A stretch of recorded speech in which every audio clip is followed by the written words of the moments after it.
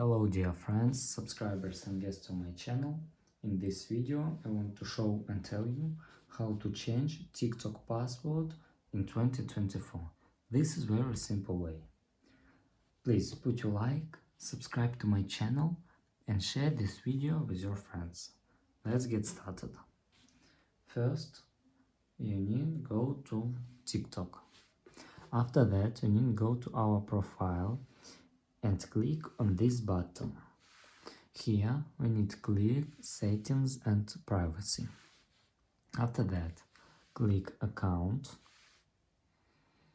and click password.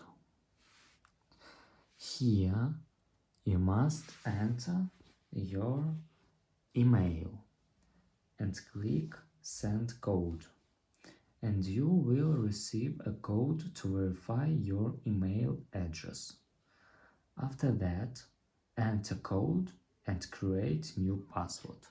And that's all. If you enjoyed this video and found it helpful, please put your like, subscribe to my channel and share this video with your friends. Bye bye everyone, see you later.